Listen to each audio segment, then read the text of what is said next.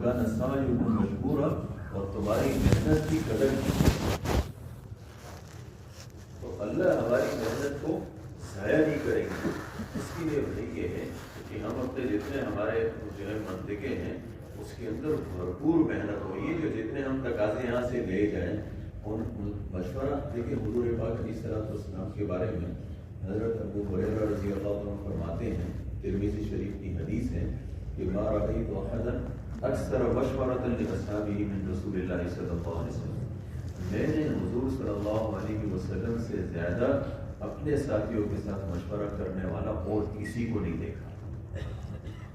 اور یہ حیات الصحابہ میں ایک حدیث ہے، حضرت عمر رضی اللہ عنہ فرماتے ہیں کہ حضور صلی اللہ علیہ وسلم عشاء کے بعد بیٹھتے تھے، ابو بکر رضی اللہ عنہ بھی ہوتے تھے اور مشورہ کرتے تھے. تو اب ہم جو ہے نا یہاں سے مثال کے طور ہم نے ایک بات تو یہ ہے کہ یہ جو تقاضے ہیں بھائی اس کو لکھ لینا چاہیے. ہمارے بڑے فرماتے ہیں کہ جس نے لکھا اس نے محفوظ کیا، جس نے لکھا اس نے محفوظ کیا، اور جس نے یاد کیا اس نے بھلا دیا. مثال کے طور ہم سب کہتے ہیں کہ بھئی یار بس ٹھیک ہے، کبھی کبھی شیطان ہمارے ذہنوں میں یہ ڈالتا ہے یار یہی تقاضے ہیں، بار بار یہی چلاتے ہیں، کیا بار بار لکھنے کی ضرورت ہے، ویسے بھی ہمیں یاد ہو گئے.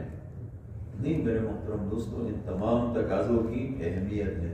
ہم لوگ رائے جاتے ہیں، اس میں ہر مہینے مشورہ ہوتا ہے، تقریباً ایک ہی قسم کی باتیں ہوتی ہیں نا، لیکن ہر مرتبہ جاتے ہیں کاپی پین پورا لے کر جاتے ہیں اور پھر اس کو لکھتے ہیں، پھر اس کو چلاتے ہیں.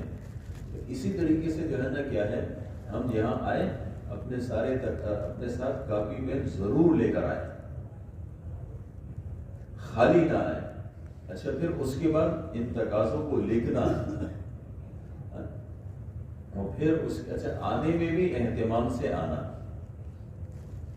اور پھر اس کے بعد جو ہے نا ان تقاضوں کا عملی اجرا. ان تقاضوں کا عملی اجرا کیا ہوگا کہ بھئی ہمارے جو منطقے ہیں اور اس کے جو مشورے ہیں اس کو ایک تو ہم اس کو فعال کریں. اس کے لیے ہمیں ساتھیوں کے پاس جانا پڑے گا. ایک غلطی ہم سب کی یہ ہے کہ ہم کسی کے پاس بھی جاتے ہیں نا ترکیب کے بغیر دعوت، یعنی مثال کے طور ہر چیز میں مطالبہ کرتے ہیں ایک نمبر پر، حالانکہ مطالبہ بعد میں ہے، ترغیب پہلے ہے. اللہ نے موسیٰ علیہ السلام کی تشکیل کی کہ اذهب الى فرعون انه طغى، اس سے پہلے کتنی ترغیب تھی، اننی